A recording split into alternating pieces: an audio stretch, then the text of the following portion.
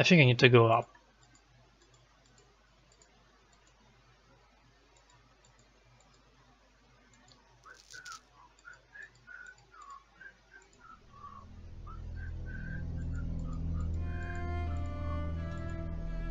Dun, dun, dun.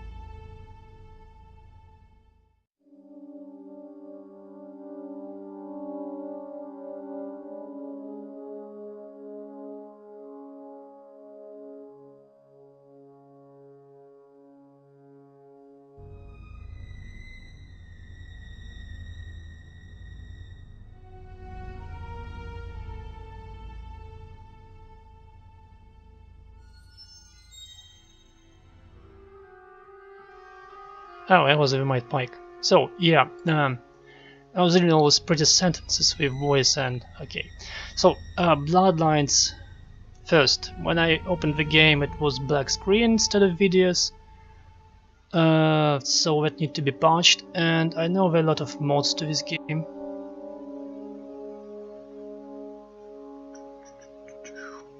So that's not for 5 minutes.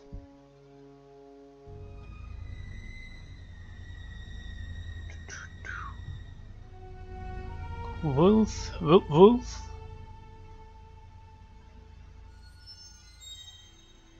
Wolf?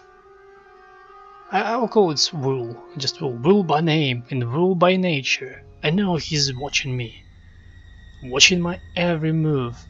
He scribbles notes to his war. Scribble, whispers behind doors to shout.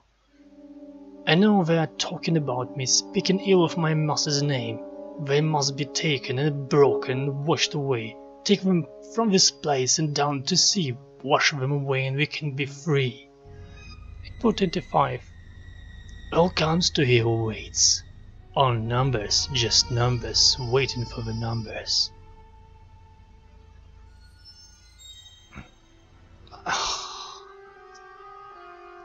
Yeah, but it's like 2 O's.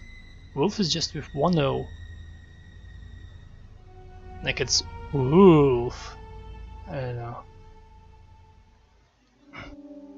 It could be D, the 3rd letter, but it doesn't make sense to be wodf or wodt. It could be wolt. Heck knows. I think I haven't talked why mic was off. I did want also to stream Redemption, if you know this game Redemption. I think I played before and like made it through quarter of the game.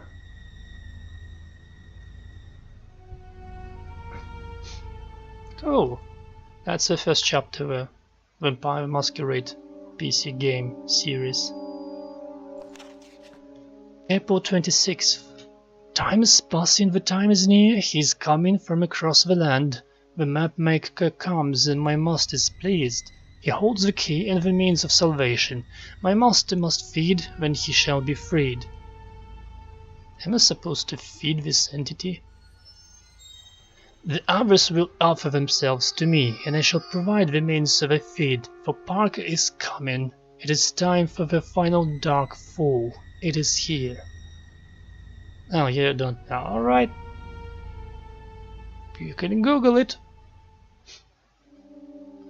All is planned for tomorrow. I feel the energy flow through my veins. My crippled old body is renewed, changed and powerful. I will hide in the dark place this night. They must not see me. All is planned, they will be broken. My master is waiting for the new energy he needs to feed. All birds, fish, reptiles of this island are his. He creates it all and has influence far and wide. This island is his domain and tomb. He shall never have come here and wants to return. First we have the feeding, then the changing.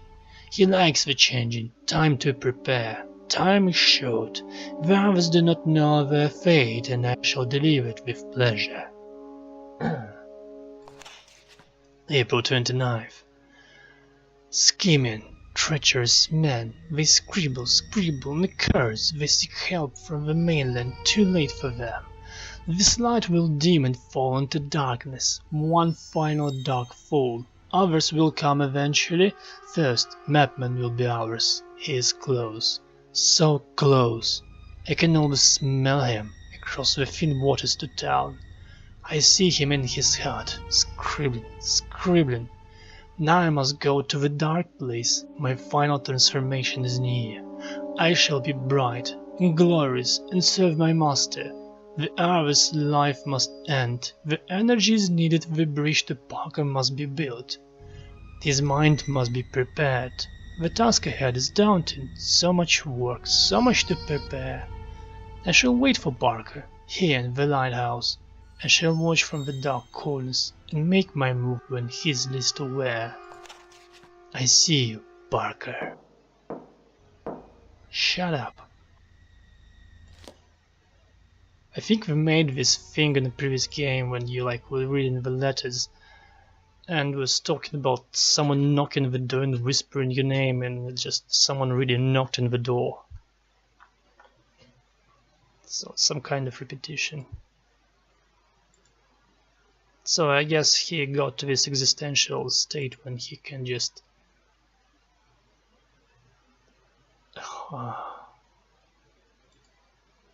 phase out from the, I don't know, physical existence.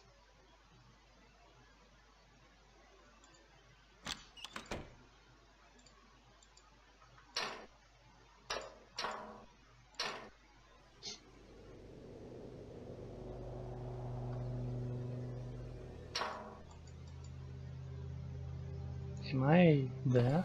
Oh, yeah. Humber Fortis Donga German Picked, Sanfeuce, Fisher, Norfutse, Firos, Bailey, Rocco, Shannon, Bisky. Wait, this is right.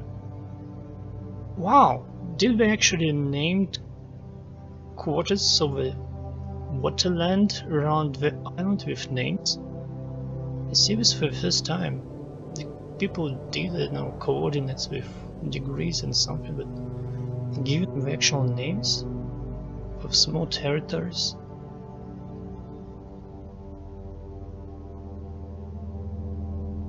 Just wow. Valencia, Rinaldway, Malinhead, Sandetti, Viota, Vifnes, Terry, Stornoway. So these games are also just to have this, feel of what was before. Some old items.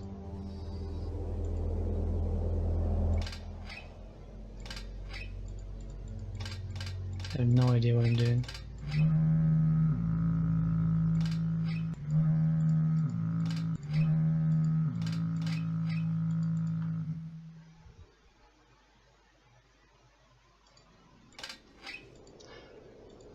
So this is one of all these maps. If you look closely, you'll see that waterlands around the island are marked with names. All these quarters are just named somehow. This is new for me. It's actually divided by, I don't know, territories. Foghorn, yeah.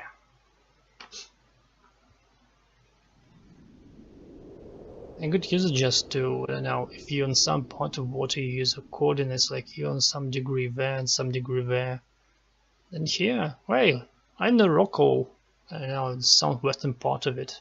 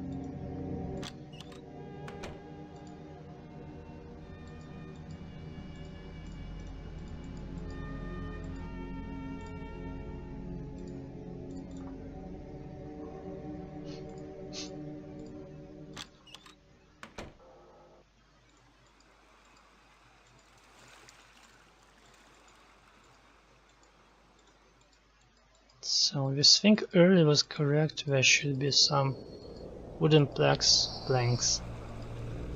bottled water.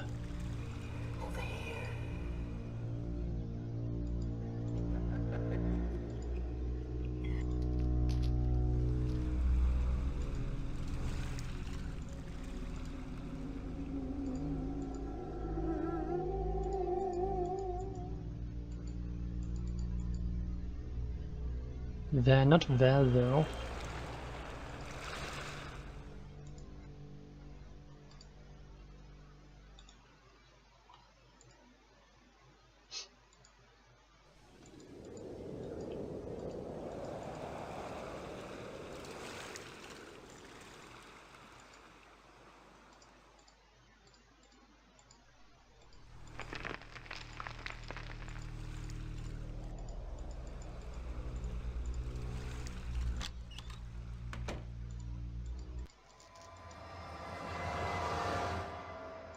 Hi, ghost.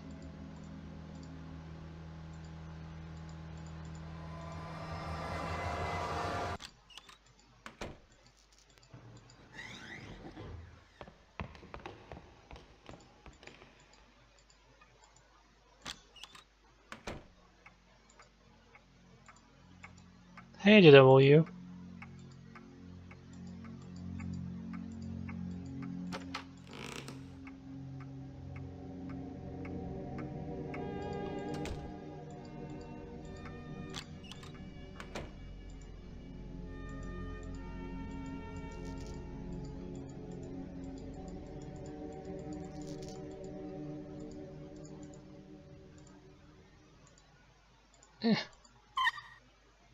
Oh no, not again.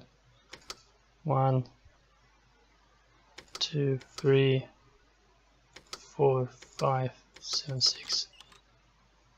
Go.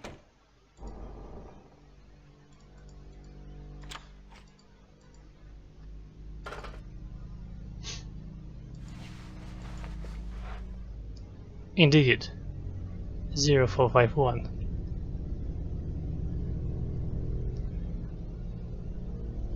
Okay, it says Catherine Drake is 21.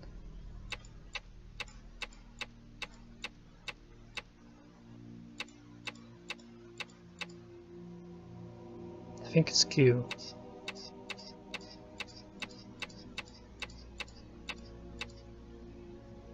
Okay, it's C. Though it looks almost like L.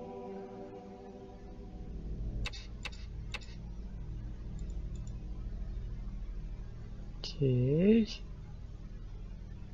William Drake is 19. Oops.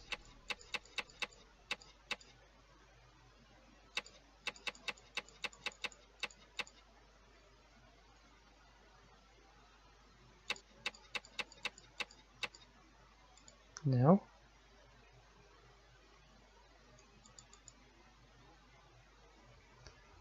It could be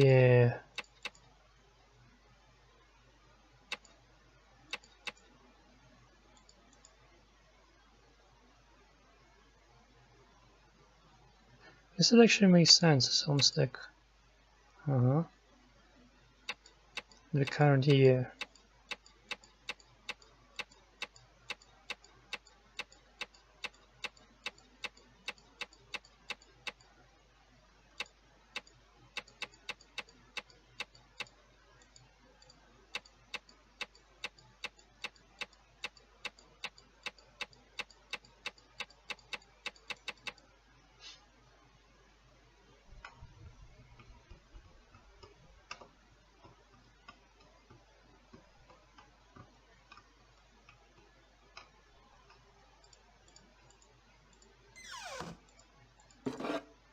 William Drake, 19. Catherine Drake, 21.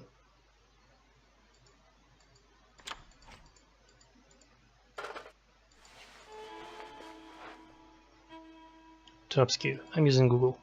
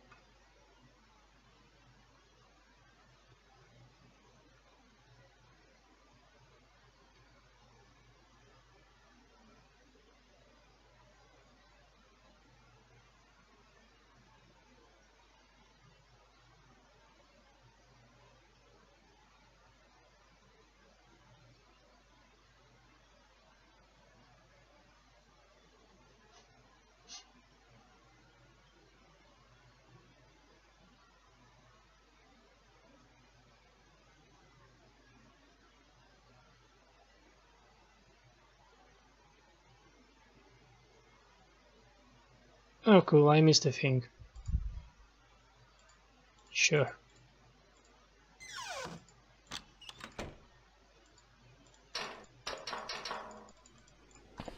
I don't know how you call this kind of game.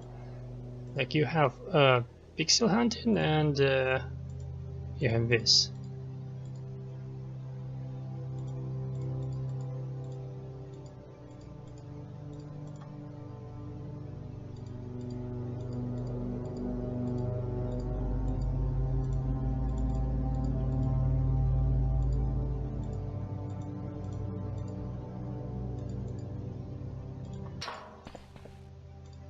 How the heck?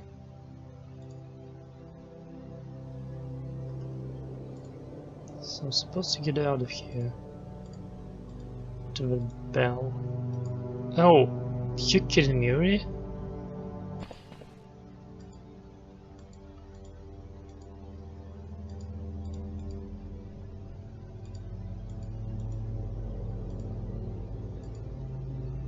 No, if you know the houses very well, it makes logical sense. Like you're supposed to get out.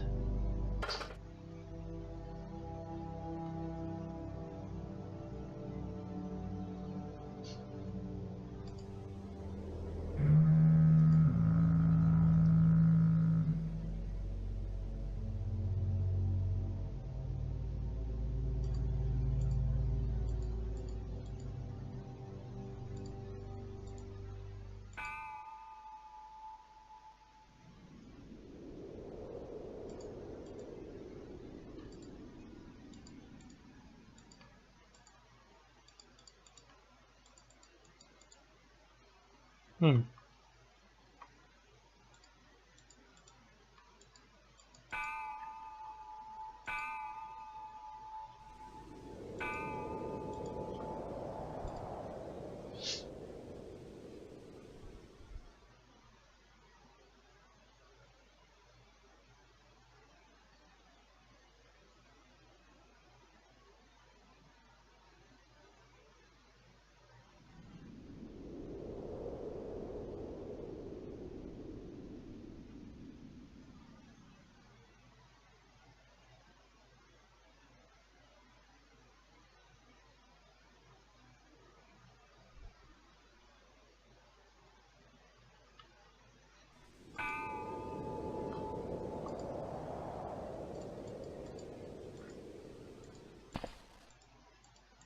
Ding dong.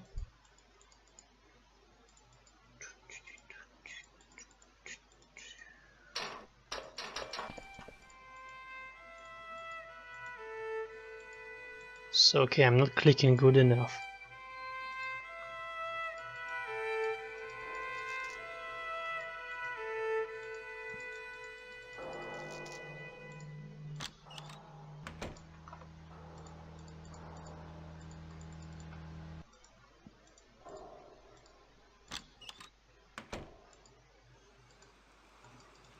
So now that I saw a map, I'm supposed to know what I can go here? Oh, come on, really?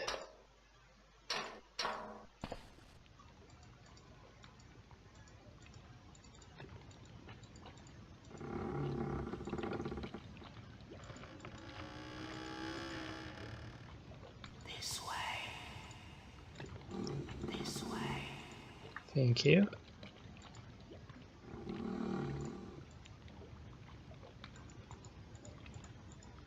Over here. I wonder, is this Drake or someone else?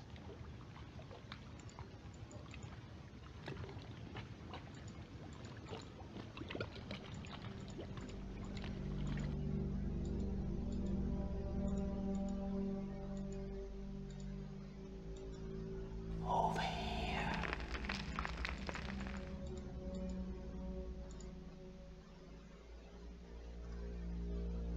Over here. Stop it, I hear you.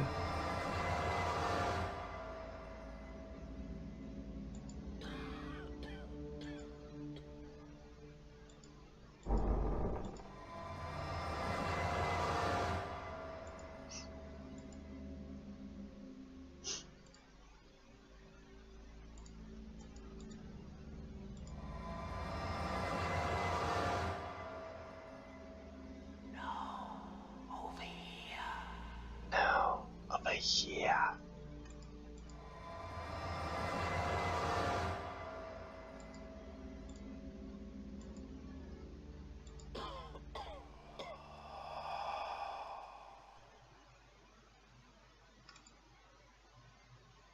Someone is smoking too much.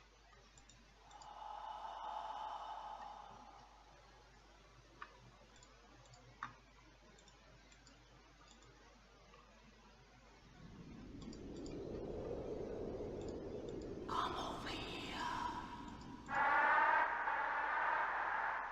here. That looks like a circuit board.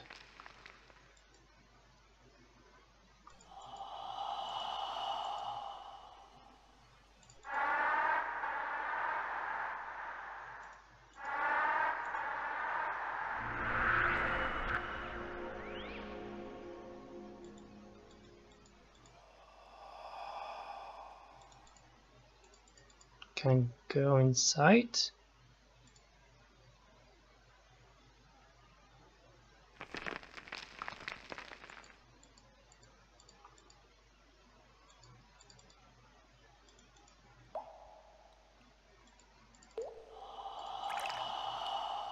Oh, there's somewhere else.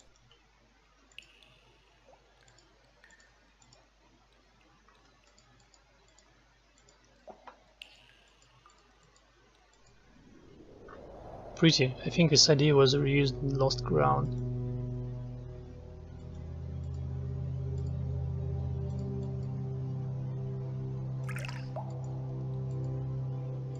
And yay, I'm in the future, I guess.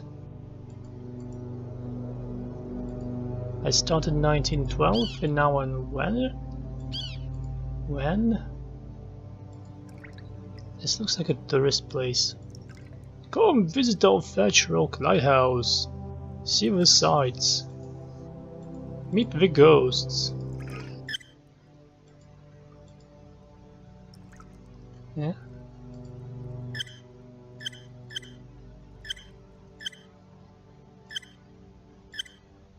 I guess I need to put a coin. £1. Did they even have symbols for pounds in 1912?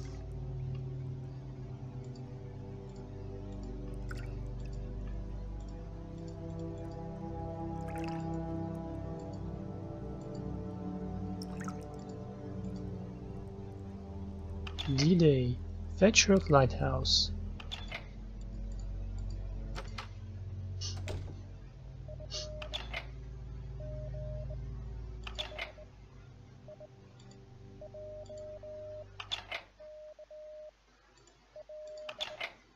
Road has come through. Second World War.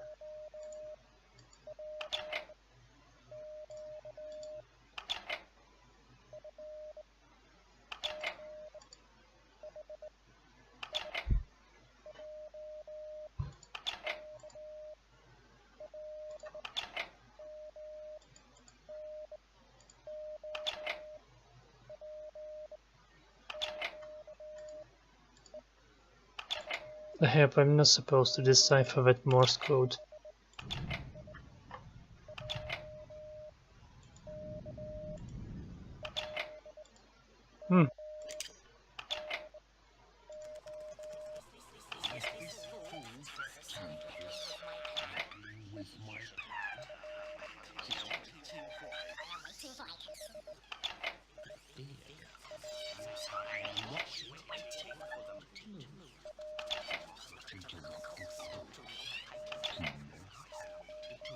I can't understand anything besides the sound of a clicking slideshow and Morse code.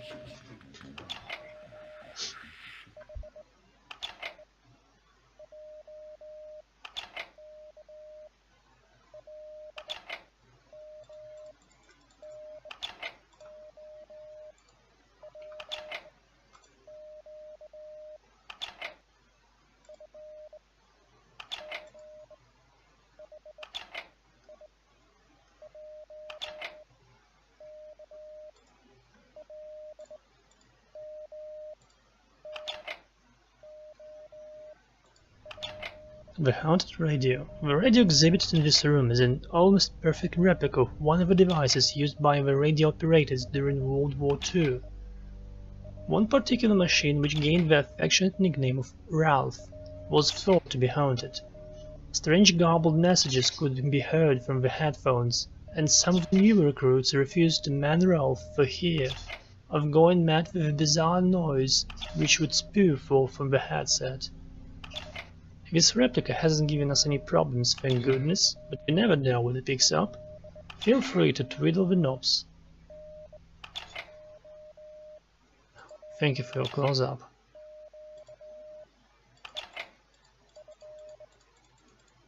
I guess I can't feel the knobs until I know what I'm doing.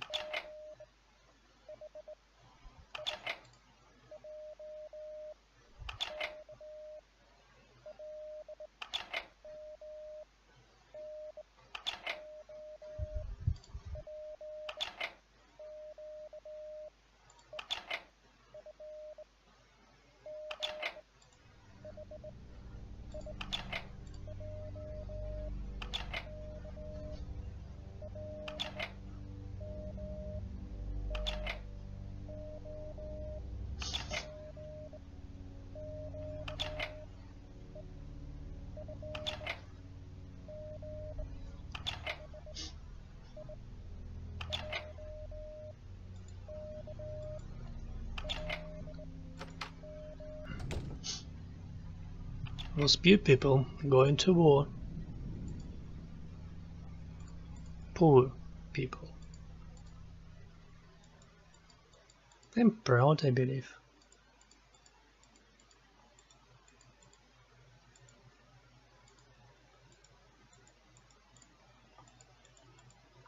Alright. Whatever it means.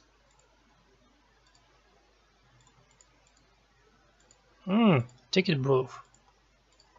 Horror at Thatch Rock. Thatch Rock Lighthouse. Nothing to take here.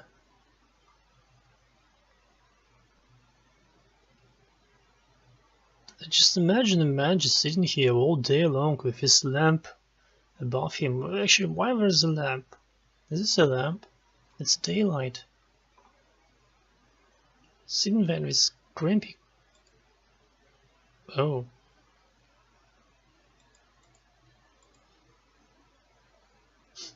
Crimpy wooden block.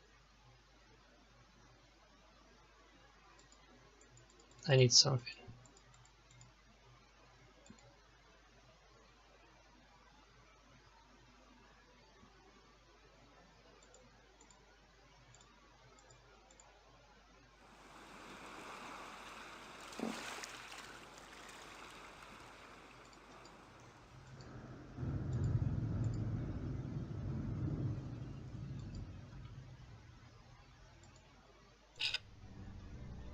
I guess I got what I needed.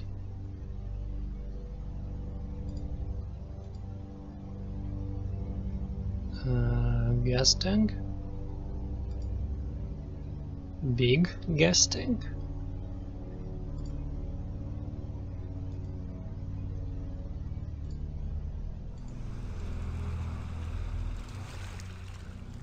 Right, I guess I need to remember that. I mean, write it down.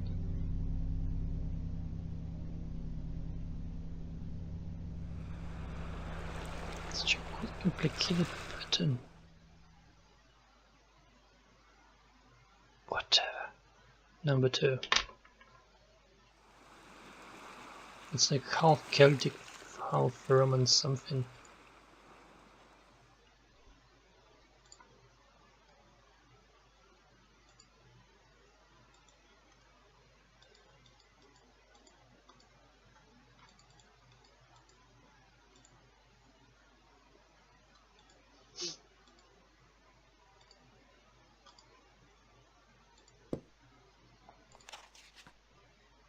Ben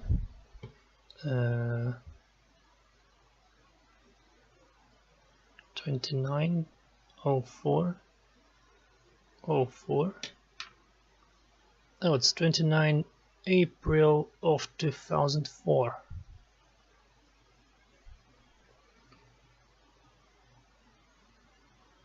555.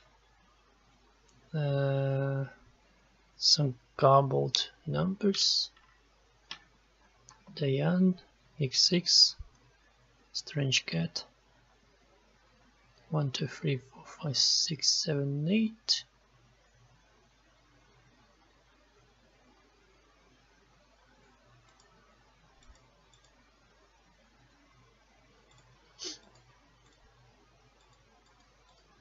I guess I can count with this information.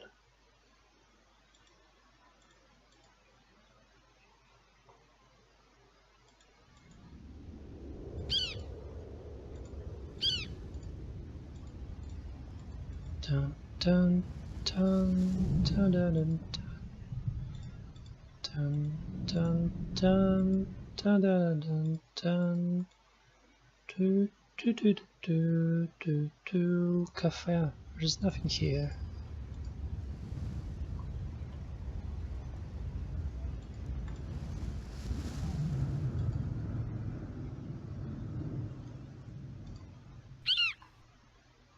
Except seagulls.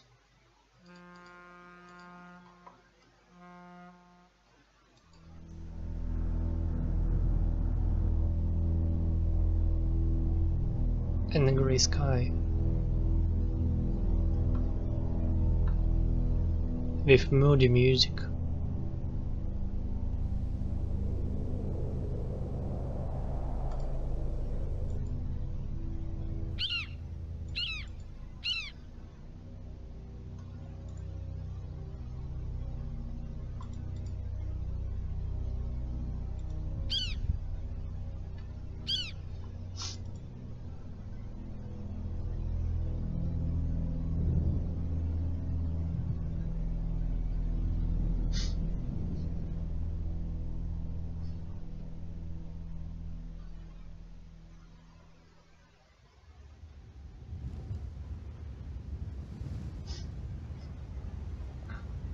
This game is definitely more weirdly structured in navigation than previous one. Previous is like those sets of rooms and walking was quite straightforward. Here though,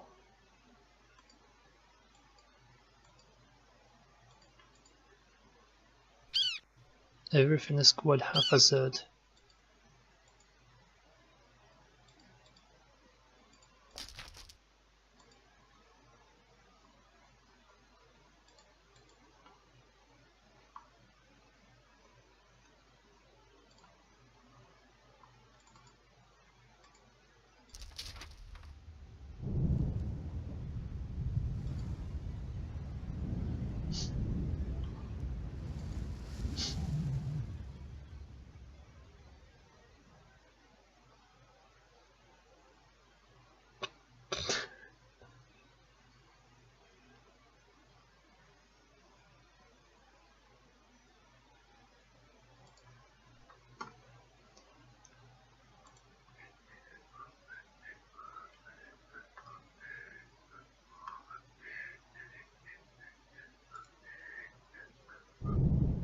That's a pool of water in a rock formation undulation.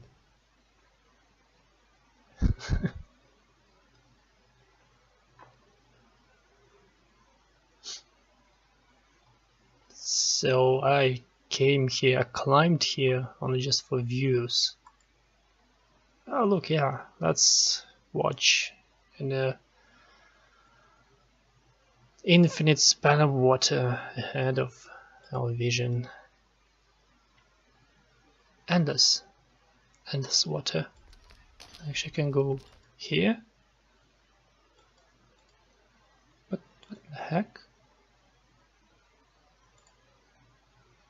Yeah, you can feel yourself like a tourist, like just walking around, climbing the rocks, looking left and right. That's what you do. You're not playing the game, you're just walking around and looking at stuff. I never made this picture.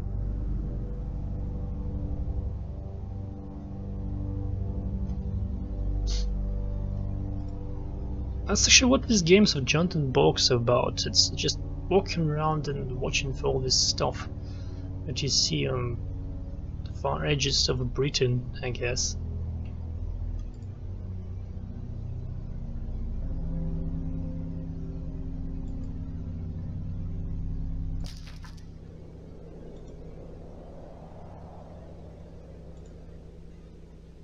Oh, it's quite a dark toilet.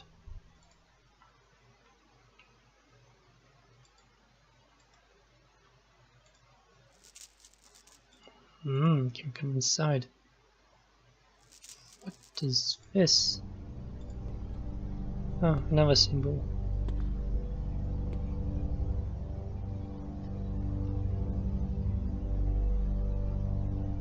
It looks like hearts.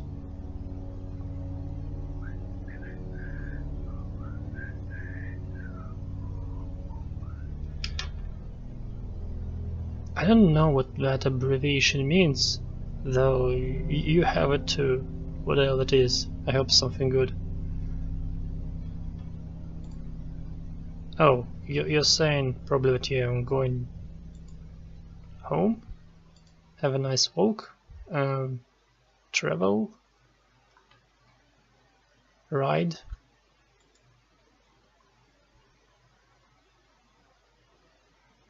What is this? Scribbles, a petty affair, scribbling, scribbingly, He put scribbles from dictionary in a painting of a ship. Talk to you later. Oh, thank you, Adam. A diagram of a ship's, I forgot this word, spin thing. Bilop or boslop. Scalp ask the head with skin or on tone of as a trophy. Scallop, scallows.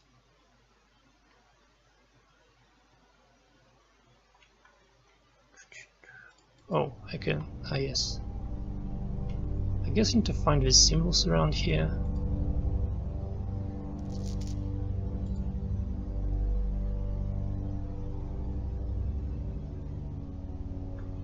Can I flush it?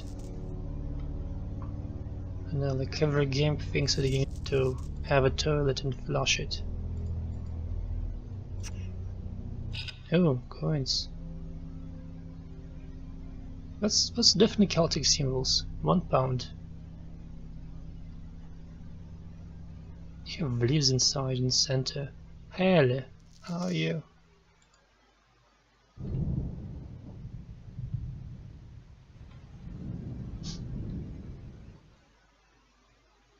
I imagine them just standing here pissing and drinking coffee and just throwing the cups on the ground.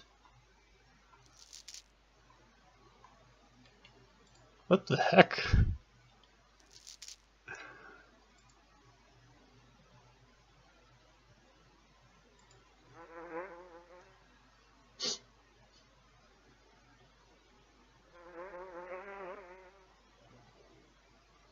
Maybe. And thank you for your words earlier.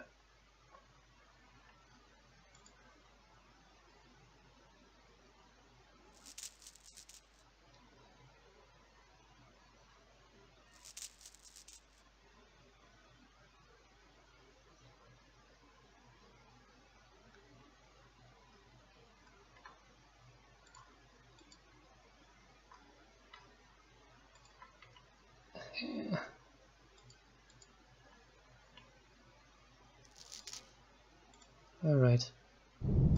I'm off. Actually, I have coins. So I can go to this place.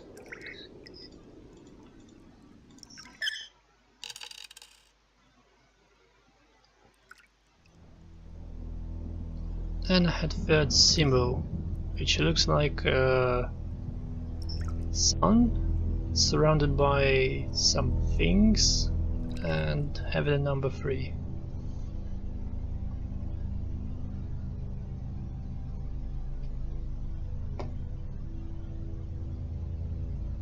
Control circle actually inverted. You like move it left and goes to right.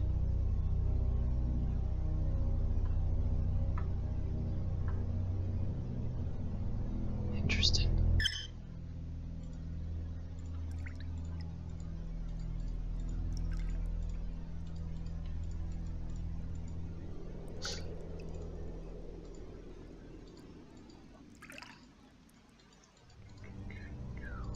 What's that?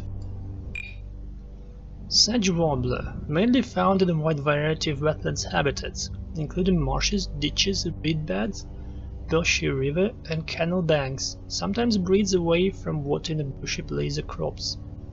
Mainly found in a wide variety of wetland habitats, including marshes, ditches. Yeah, sure. Actually, I think they reused this bird in the next game and never lost ground. At least there are birds in the marshes. Thatcher Rock Wildlife Trust. COUK.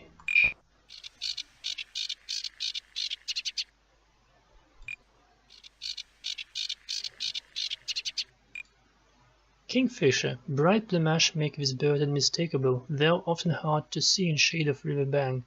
Sex is similar, but female has a reddish lower mandible. Loud, shrill calls draws attention.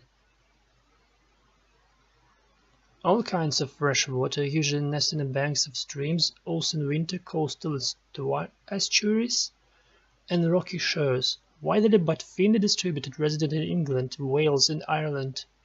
The kingfisher's fortunes over the years have been greatly influenced by man.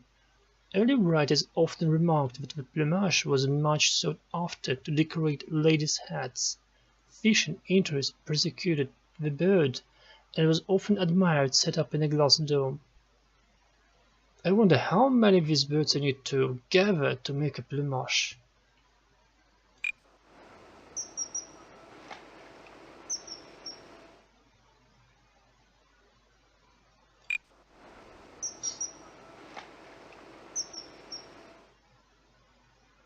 It's quite depressive sound.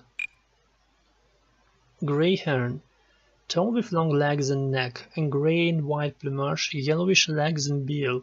During breeding, legs and bill can become redder. In flight, looks very large with broad arched wings. Common resident throughout most of Britain and Ireland. Some continental birds also winter here. Tall with long legs and neck. You never know when I repeat this.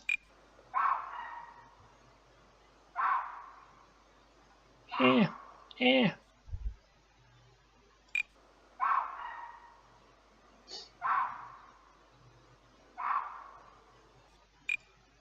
Wherein, tiny size and russet brown color in a plump, stumpy shape with tail usually cocked. Readily identifiable wren. Wren has very loud trilliant song heard throughout the year. It's very active.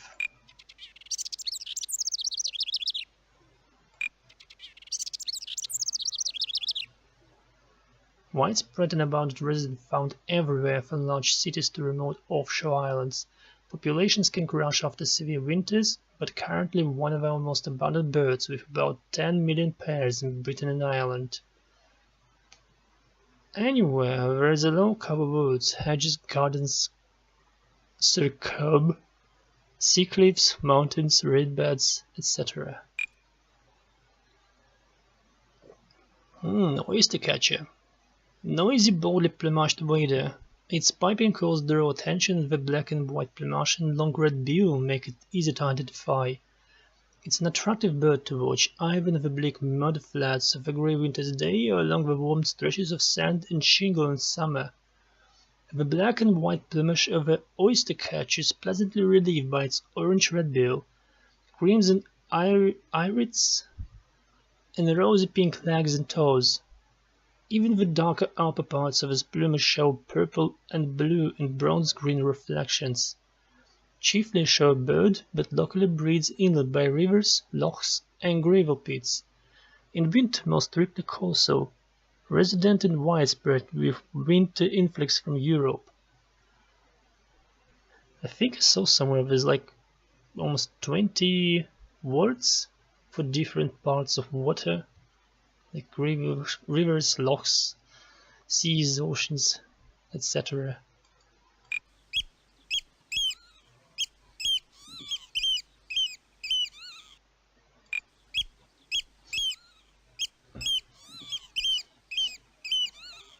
It's almost like a lesser cousin to a seagull. Ah, it's broken. Okay.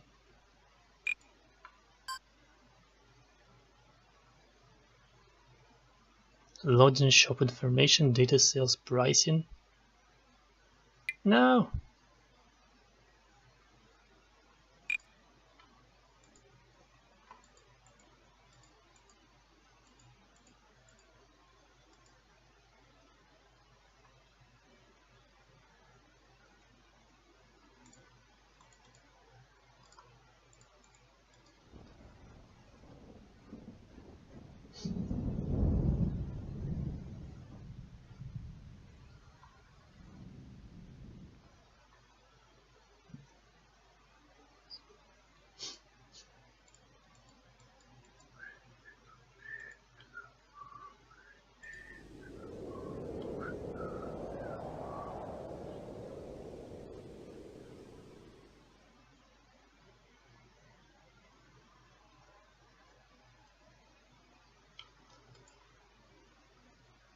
I feel like this weird tourist on the hilly rocky places and towns and cities who can just look around and below and other people.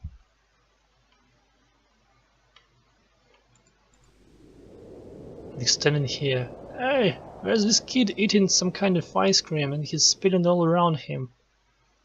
He looks so gross.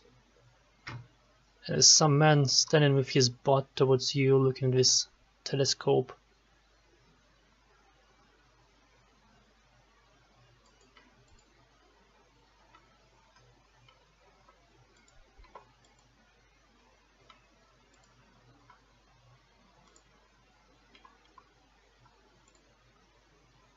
Okay.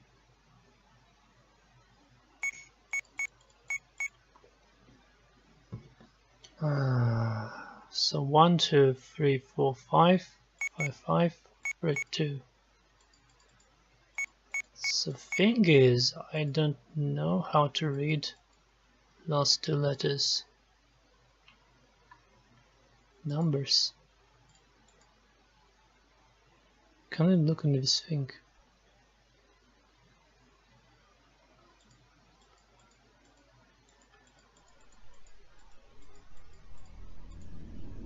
Where was it? To the left, forward, forward, right.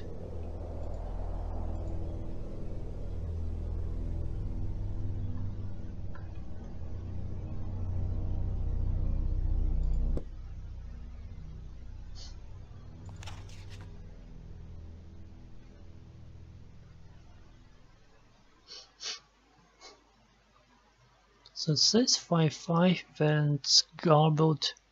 It looks like 3. And this is I don't know.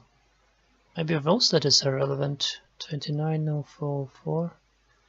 There are no zeros here, so it would be 2944. There's no 9 here, so no, it doesn't work.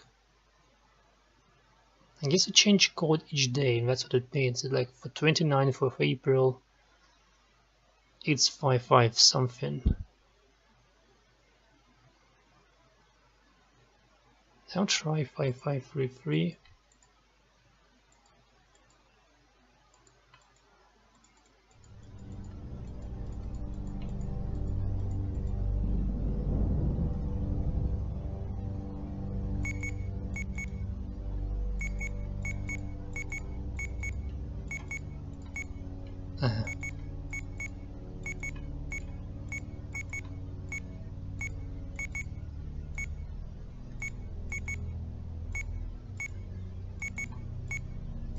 So it's probably not 2.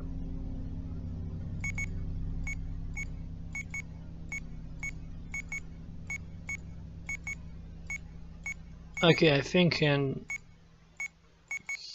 casual species called brute force.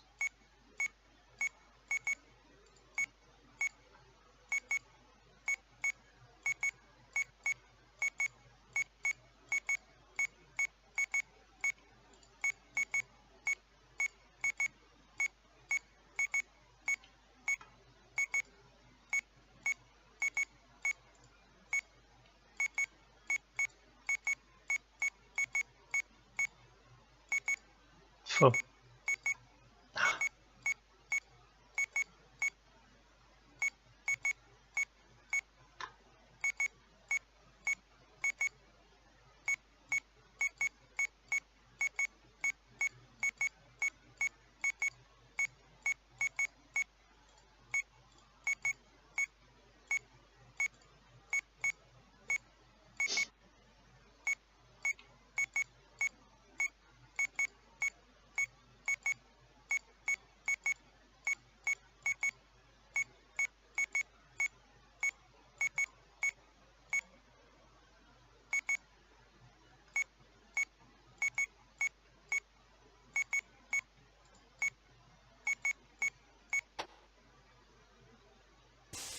5564, I think.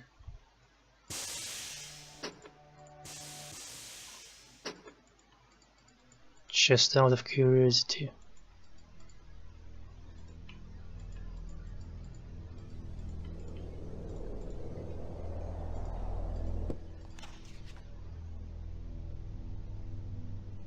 It doesn't even remotely look like 6. Actually, yeah, it can be 4, it can be. And it's just it's too unrecognizable. I don't know, maybe there was a way to see the actual numbers. But no, not again.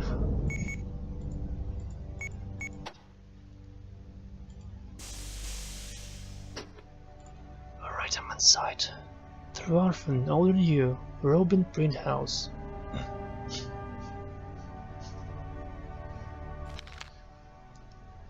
2001. No images are subject to copyright.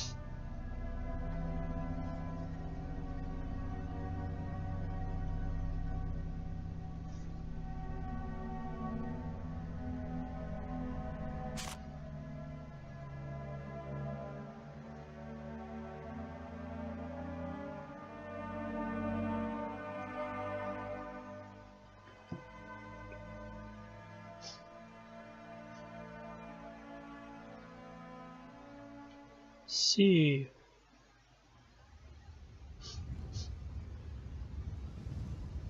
Oh, they're mixing up the photos of old town and new.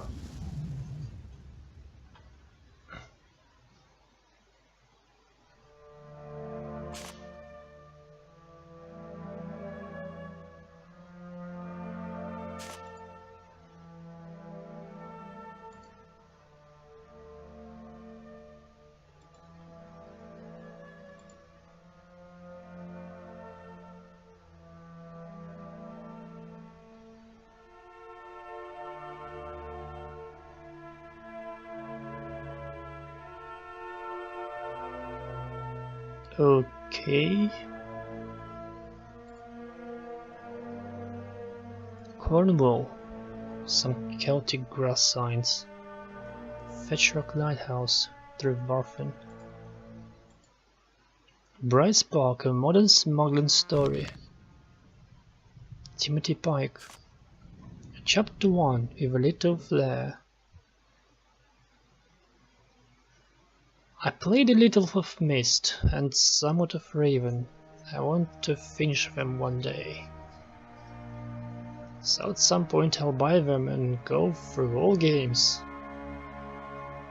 I think we have 5 Mist games, and there's Uru. I'm not sure about Uru.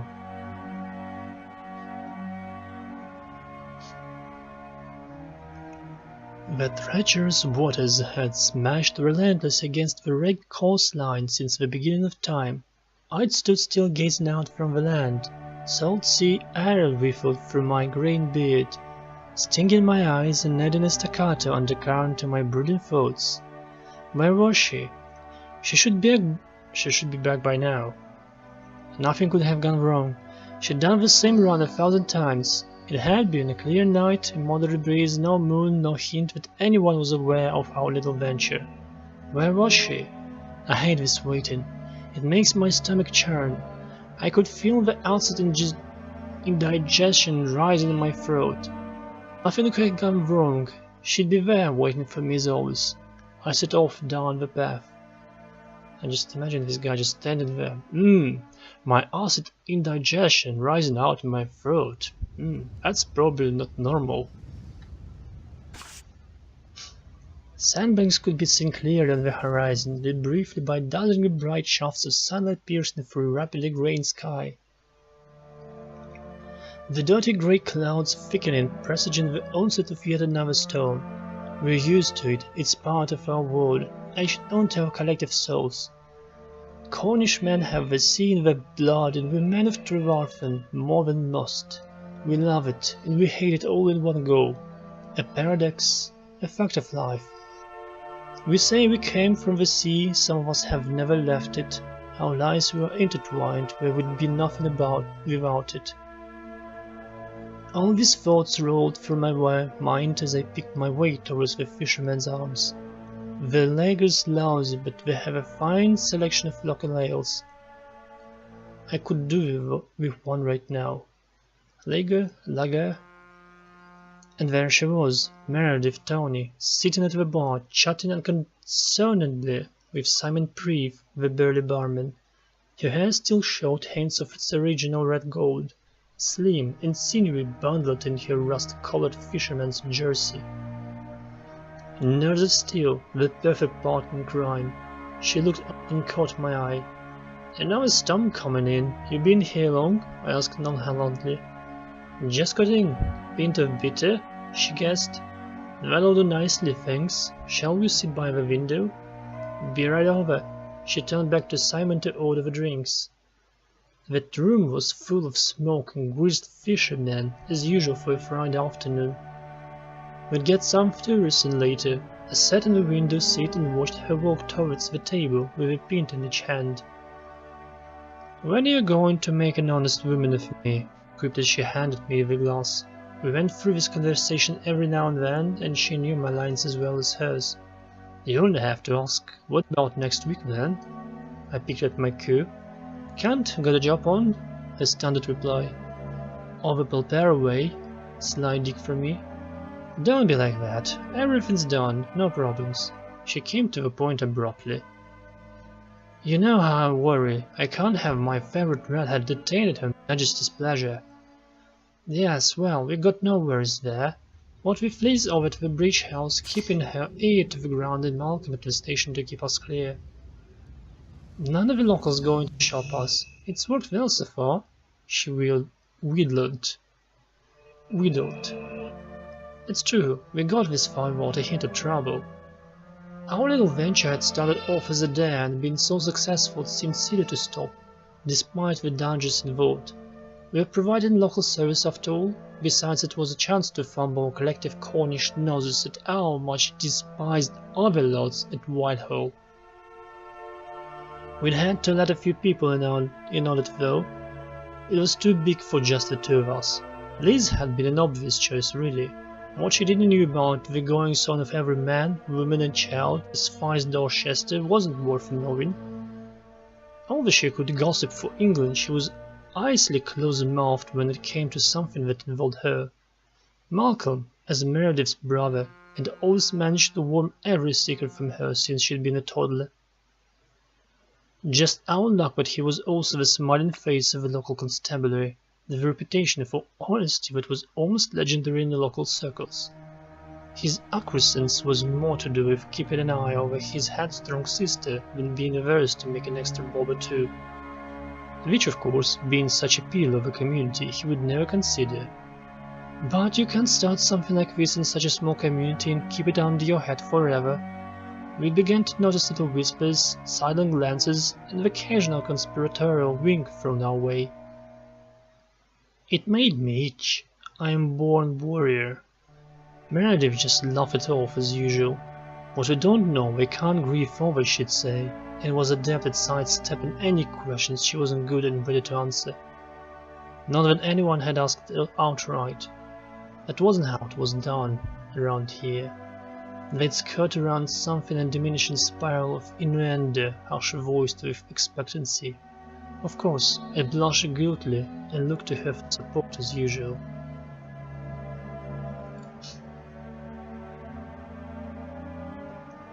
I guess the author of the game really wanted to give a sense of sea, salt, and ports and stuff. The Spanish Armada. Next stories of the Southwest.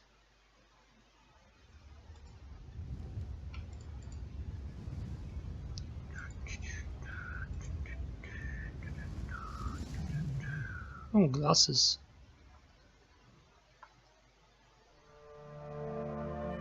Bye. See ya.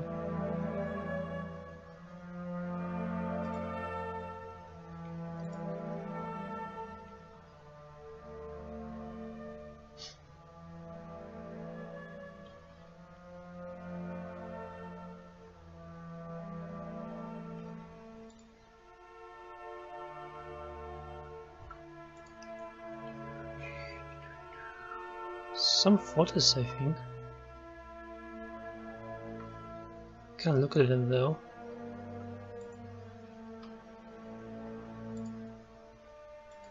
Cornish sea stories. Verity Holmes. Verity Holmes. The Smuggler's Cave. Edward made one last effort to pull himself into the cave. He was sure he had heard voices calling from within. The fisher folk of Trevarthen had often spoke of smugglers, pirates and ghosts, but Edward had never indulged such thoughts as he explored the rocky passages of Ash Rock, noting the ever-changing behavior of the island. Oh, actually about the smugglers, yeah. When I walked into the cave there was a lot of boxes and crates around. And some coffins.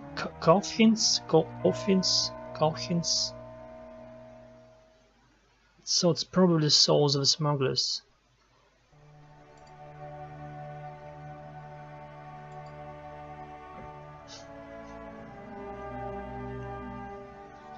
Over here, came a whisper.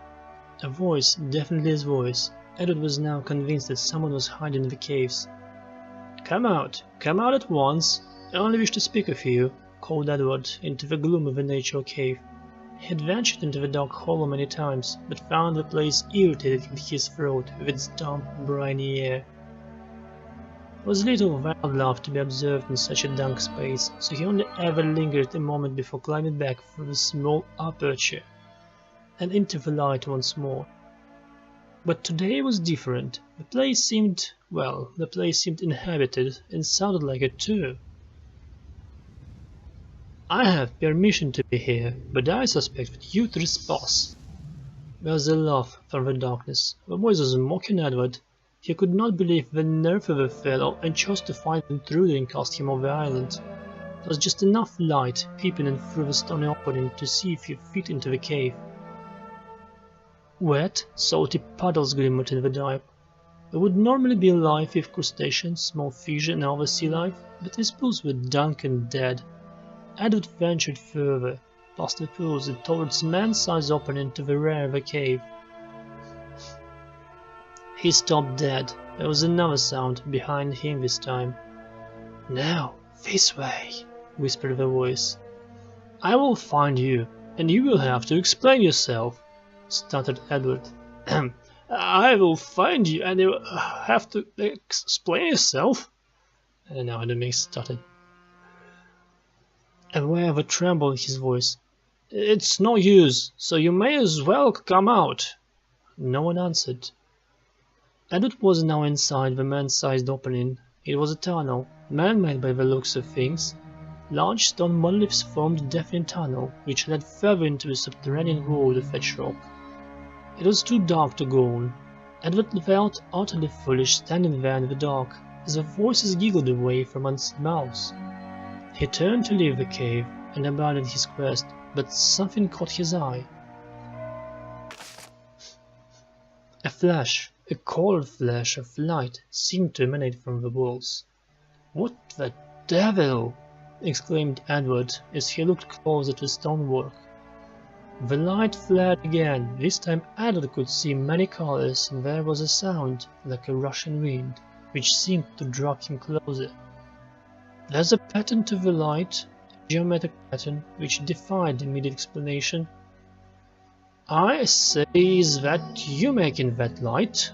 called Edward, and this time there was a reply. "Forward, forward, forward!" the voice chanted, and Edward was powerless to disobey. There's someone waiting for him at the end of the tunnel. He must find out who, for in the back of his mind Edward knew who it was that was waiting for him. He had known all along.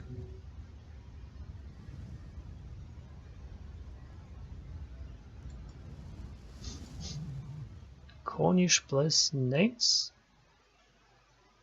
3rd edition reached our hand.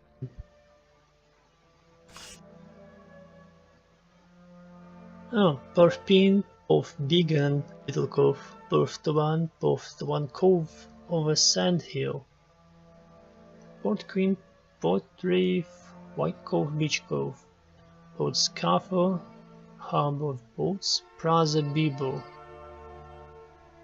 Praza Pobble. It means how pronounced now and how they originated, and translation. Meadow of People, Redford, Redroof, Reseroof, Resgon, Ford and the Down, Ridgo, Rizio, Fords, Risic, Rezeg, Dryford, Heave of a Cross, Rosencross. Ah, Rosencross. Cool. Resengross, Rosemerge, Rosemeric, Heath by Stable, Rosmaran, Heath of Brambles. I think it's like a name of a flower.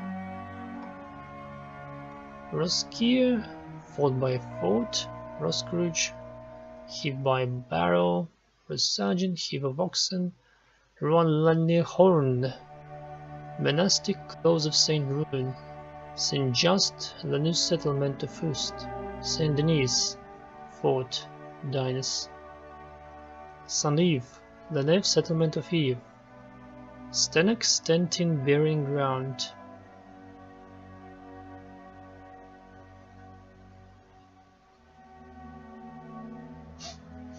Tahiti, Place of Retreat, Tolvin, Hole and Stone, Tahiti, Tolvin, Tredinick, Bracken Farm, Trefring Trink, Frenchman's Farm, Trigarick, Farm by Rock, Treloveren, Home of Foxes, Treger, Farm by Fort, Tregus, Farm by Wood, Tremerin Trevelin, Farm by Mill, Tremenhere, Farm by Longstone, Trinals, Farm on the Cliff, Trinans, Berry Farm, Trinderine, Farm of Thorns, Trinery, Farm of Lands of Hands, Tringo, Farm of a Smith, Tringwanton, Farm of a Spring, Trinoveth, New Farm, Treris, Farm by Ford, Trevin, Small Farm, Trevere, Large Farm, Triniglos, Church Town. How many names for a farm you have? Trevor Fun, Farm on a Hill, it's actually town I'm from.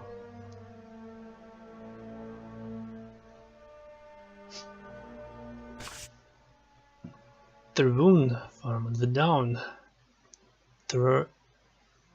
Tiwadref, House on the Beach. Tiwan Hyle, House on the Estuary. Villandref, Mill on the Beach. Villandruhe, Tucken Mill.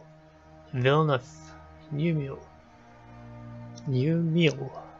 Wheelrolls, Cliff Work. Wheel Rose, Mine on the Heath, Welross. Zilla, Zagan, Dry Place. So cool.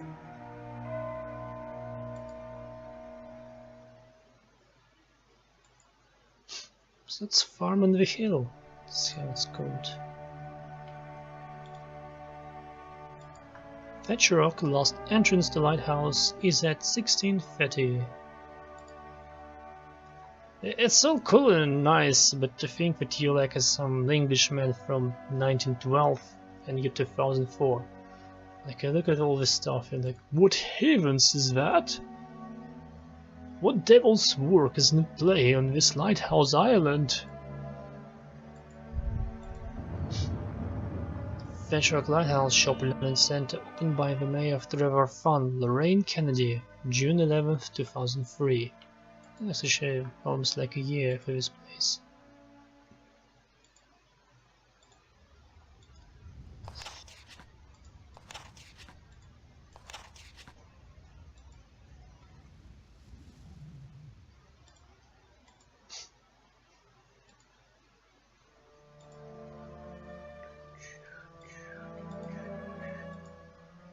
Cornish ambience, Mayfair music. Temporian future sound of Cornwall. Cornish nautical tales read by Dame Flora Carver. Books on tape, Co UK. A long time gone, Trevor male. Choir? Choir. I hate to listen to that pronunciation. Trevor Fun Fisherman's Choir, original 1912 recordings. Oh, it's the year I'm from.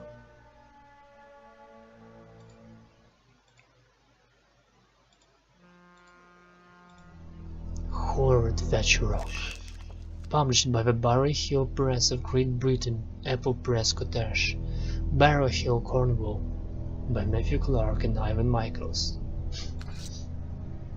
Copyright 2003, reprinted 2004.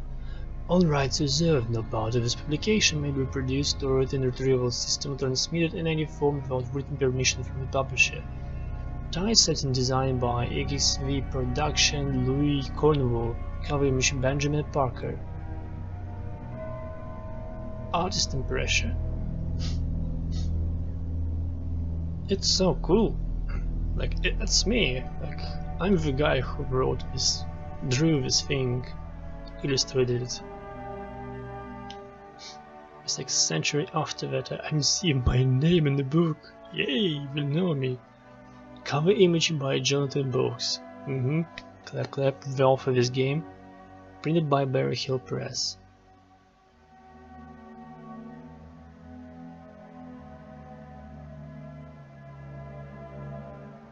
Oh, no, it's image of me, dedicated to memory of Joseph Blythe. So, that's me, that's supposed to be me. How Jonathan Box sees me.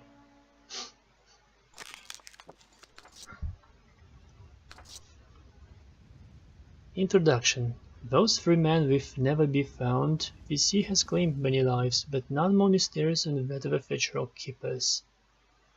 Robert de Marion, The Fetch Rock Inquest, 1912. On the night of April 29, 1912, the faithful lighted Fetch Rock lighthouse was plunged into darkness. Flamboyant cartographer Benjamin Parker slipped away from the harbour town of Trevor Fun and made his way from the harbour to Fetch Rock. That evening, both he and the lighthouse keepers vanished without trace. An inquest held by local dignitary Robert de Marion found that Parker was responsible for the murder of the keepers, and then committed suicide. His body was never found.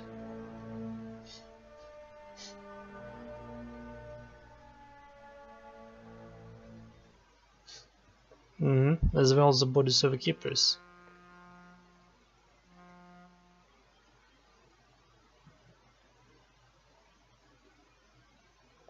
So he actually blamed the Parker for keeping his name. This book explores one possible theory as to what happened that foggy night nearly 100 years ago. The event, Fetch Rock Lighthouse, lies due southeast of the harbour town of Trevor Fun. Built in 1890, the lighthouse was manned, in 1912 by Principal Keeper Oliver Drake, First Assistant Robert Shaw, and Second Assistant James Wolfe. Each had local connections to a town and were well regarded and known to be sound of mind. Each evening the keepers would start the electric generator, newly installed, and go about their nightly duties. On the evening of April 29, 1912, a thick fog rolled in across the English Channel and shrouded the sea in an icy cloak. The lighthouse would normally have been very active, with a foghorn sounding every few moments. This was not the case that fateful April night.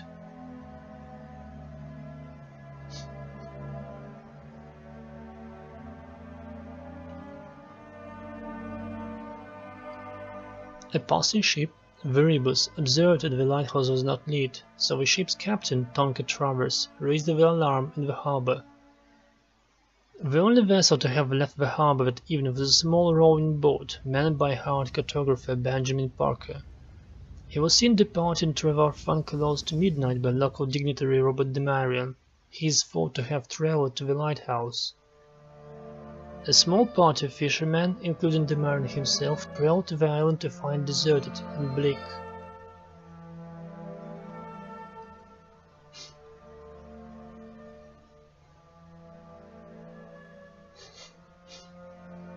Upon investigation, the main entrance to the lighthouse was found unlocked and open to the elements.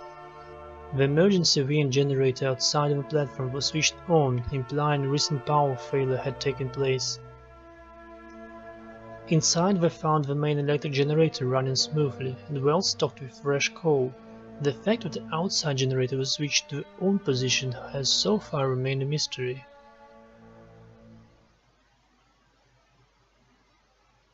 The men climbed the darkened stairs to the crew room, where they found an untouched meal and an overtoppled chair. A small, weak, caged bird chirped into the gloom.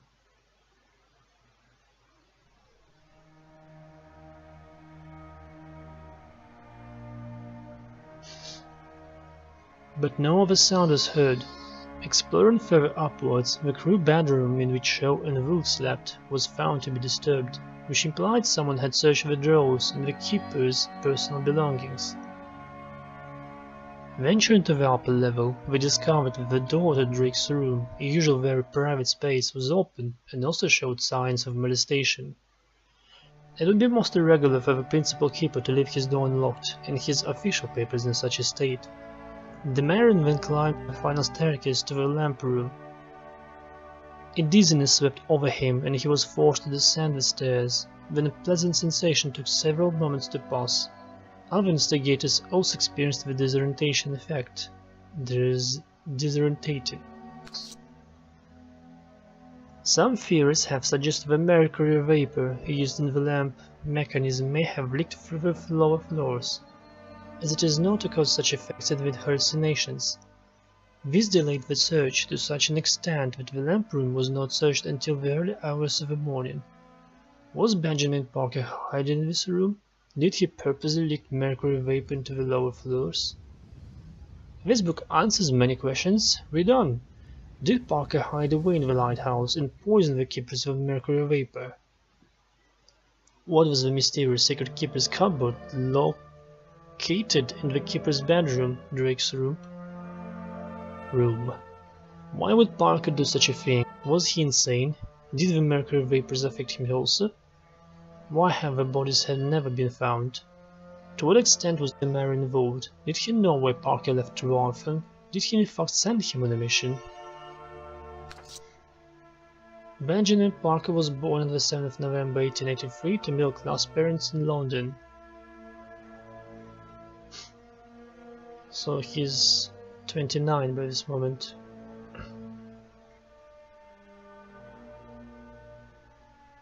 A childhood dream to be a painter was shattered when his authority father enrolled the young student in the London Academy of Cartography, map making. Finding the work both dull and stiff, Parker becomes known for his avant-garde work and highly decorative maps. Upon graduation, the Academy dispatches our suspect to the furthest reaches of the British Isles to map rocks around the Scottish coast. Many years of loneliness and self-doubt follow. until he was suddenly contacted by Mr. Robert de Marion of the Cornish harbour town of Trevarfen. Trevarfen.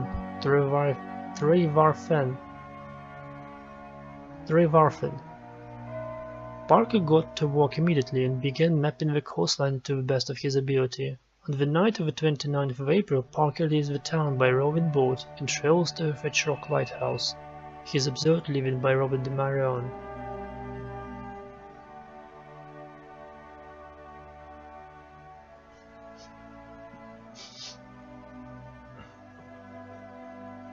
Benjamin Parker was never seen again by any living soul. Secret evidence. The mystery of Fetch Rock is well known. The tale has become legendary with countless theories presented, that there are some facts and important clues which have been shamefully overlooked, such as: why were Benjamin Parker's sketches found on property once owned by Robert de Marion? Why did de Marion not ask Parker where he was going that foggy night in 1912? How and why did Parker dispose of the keepers? What was his agenda? Who unlocked the secret keeper cupboard in the top bedroom of the lighthouse? Why did both Wolfe and Shaw write letters to the lighthouse authority about Drake's condition, only to have them ignored? Oh, so there was a condition there. Real story. Real occurrence.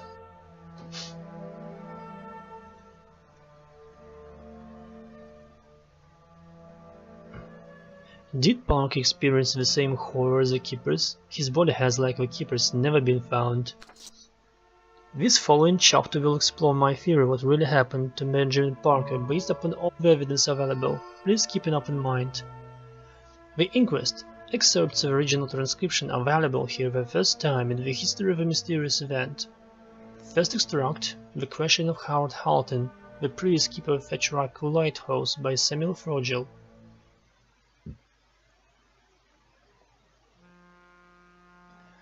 Frogel, would you say that Drake was a man of sound mind and beliefs, Mr. Houghton? Houghton. I would, sir, without a doubt in heaven or hell. Drake was a fine man and a fine keeper. I trained him myself, you see, to the best of my abilities. Are you aware that both of the other keepers, Shaw and Wolfe, had requested that Drake be temporarily monitored by the British Lighthouse Commission? No, I wasn't aware of that.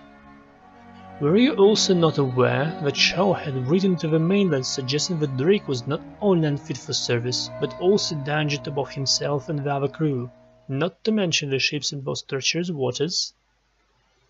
Like I said, sir, Drake was a fine man. If he had problems, then he should have sought help here in the town. I cannot imagine him taking such risks. He knew the responsibilities we all did. I just don't understand it. If he was ill in the head, so to speak, then I never saw any sight nor sound of it. Are you a qualified doctor, Mr. Houghton? You know I ain't. You know that. Why do you ask me these questions? Let us move on to the strange case of the upper storage cupboard.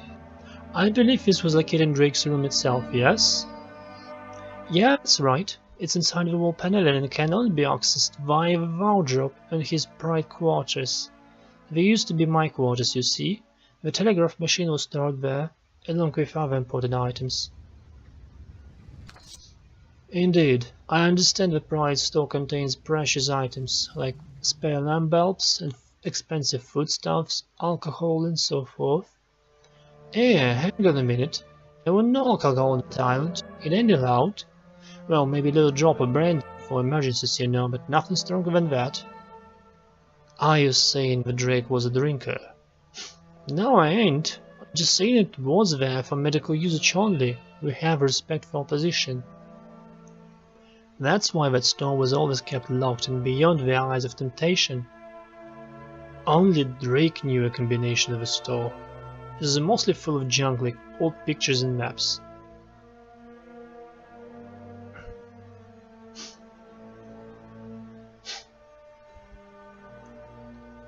Very well, so how do you suggest that Benjamin Parker got hold of this secret combination? I don't know, maybe he tortured him?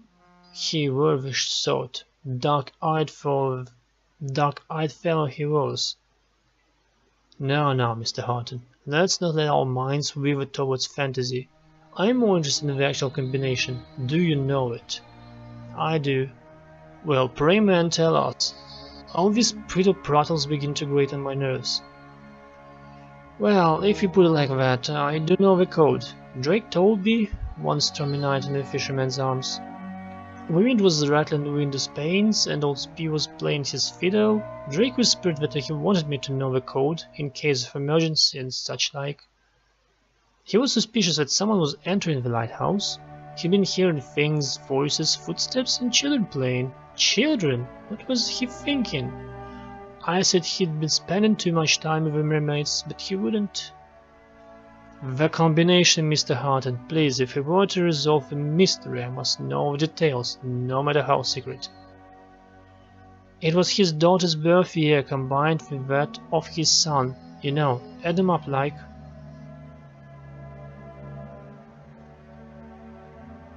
Thank you, Mr. Harton. You may leave the dock. Next witness. Well, I ain't finished. You don't know the prefix. It's important, you know. Some form of code letter or setting that only Drake would know? Exactly that, sir. No one knew the prefix, not even me. But Drake would often sing a little Cornish song after visiting his store, the White Cove.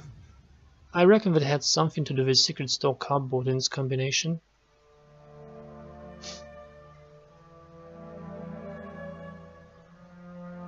The White Cove? What does it mean? You say it is the title of the song?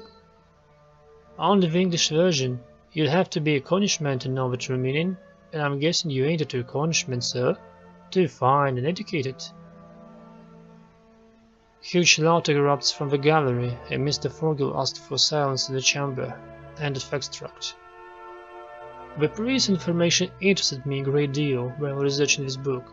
The obvious indications that Principal Keeper Oliver Drake was suffering some kind of mental disorder. He could also be responsible for the disappearance of both the keepers and Parker himself. The extract also tells us the following details. The combination of the secret keeper cupboard, a clue to the prefix or setting of the lock of the White Cove.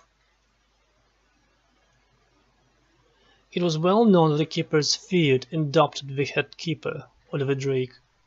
Obviously the details about the combination are utterly worthless. The cupboard of which we speak was removed shortly after the First World War, and the room where it could be found is now a staff-only area at the tourist attraction based upon this island. The secrets contained in the cupboard are lost to the mists of the time. Without a time machine, we will never know what Drake concealed there.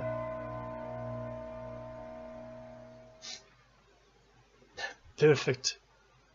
So if this was a real story and a real occasion, Jonathan Box played on all these facts to create his own mystery, with ghosts and even more weird things. Perfect.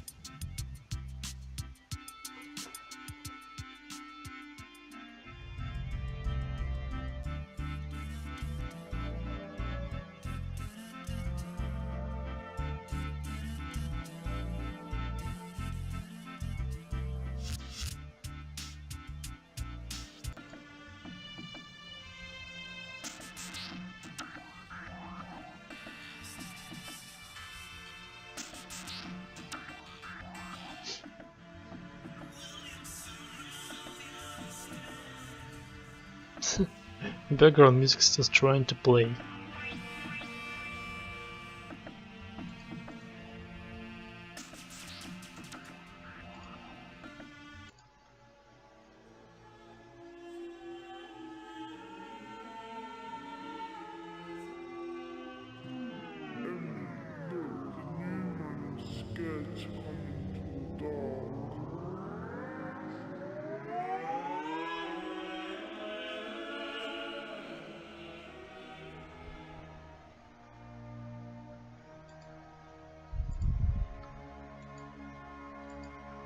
Pine and Steel Lighthouse, £6.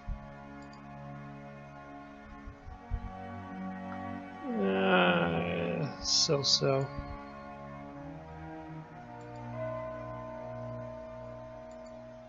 Cornish Bass Reclaimed Wood, £7.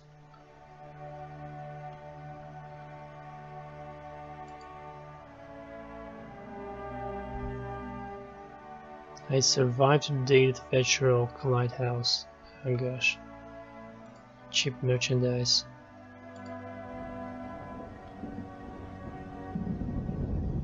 Now, it's stormy outside suddenly. Assorted coffee mugs. Found in Fetch Rock. What is this? Oh, I think it's supposed to be past Indian things. We'll see them later. I was lost in Fetch Rock.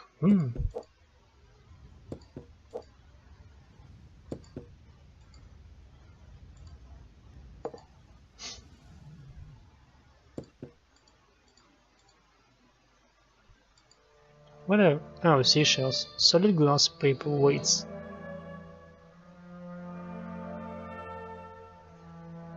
Really solid glass? Waste of material. Sand pipette, recycled metal.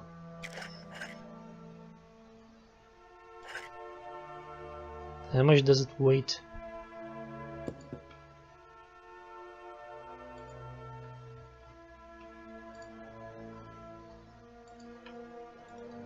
Seahorse, recycled copper.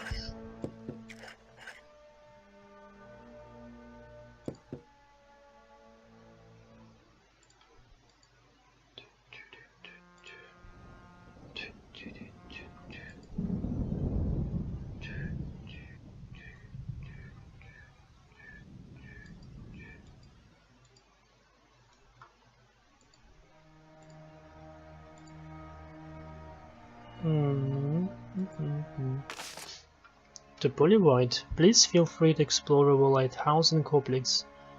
We have high hopes of your investigation and look forward to reopening the attraction with staff. Use input, quantity, amount. Fetch Rock Lighthouse, 26, 27, 28, 29.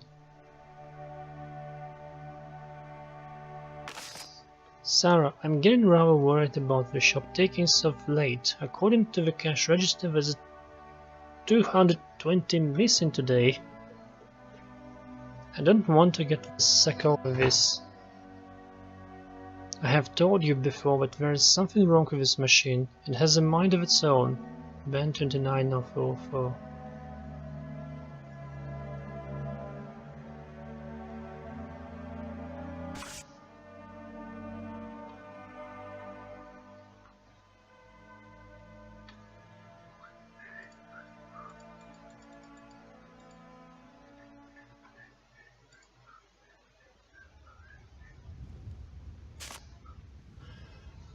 Bad fortune. Dear Miss Riley, I am afraid to inform you that the restoration funds are no longer able to finance the updating and improvements of Fetch Rock. This is most disappointing for both you and I, and the audience which has been following the progress during television updates. As you know, the public voted overwhelmingly to save the historic lighthouse from collapsing into the sea, but recent events have made it absolutely impossible to associate the organization of your project. Some have suggested that Fetch Rock Island has a curse. Absolute rubbish, I know, but it does make interesting articles for the morons who write at tabloid newspapers. There was a time when only footballers and breast implants grabbed public attention, but the curse of Fetch Rock has really grabbed the public consciousness and is unwilling to raise its filthy grasp. If only you could give me some assurance that the misfortune would end, but none is forthcoming. Yours truly, Hugh Slipher Smith. Hugh Slipher Smith.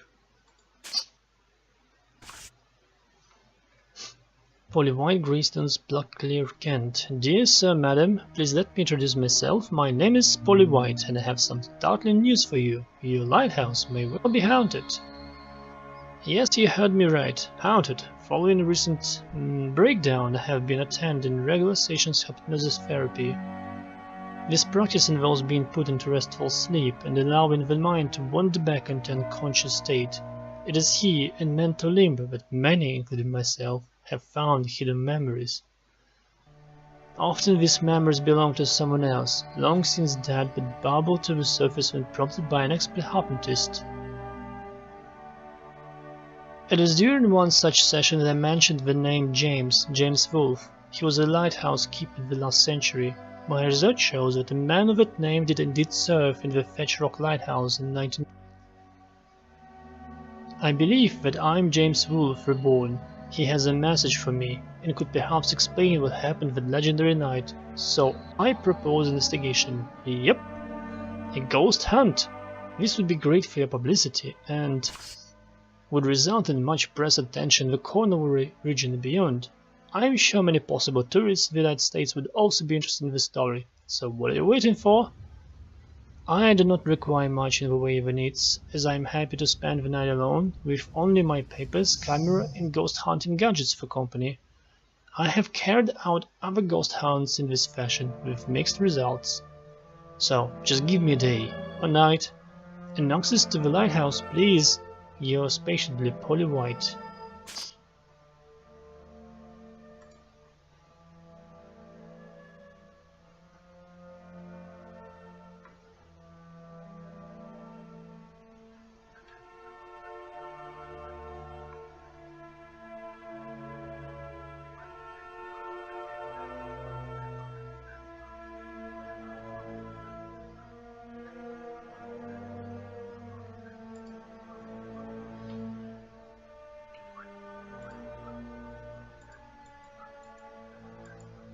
So,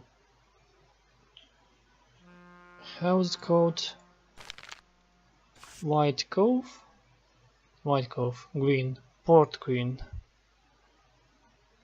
Port Green.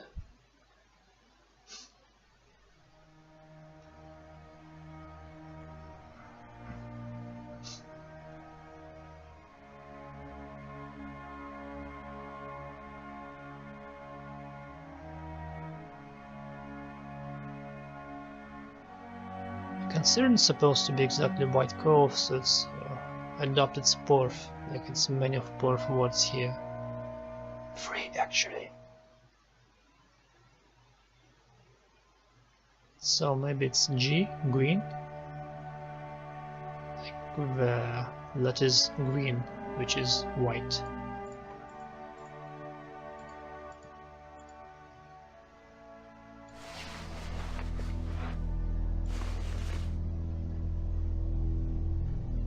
And that's it for today.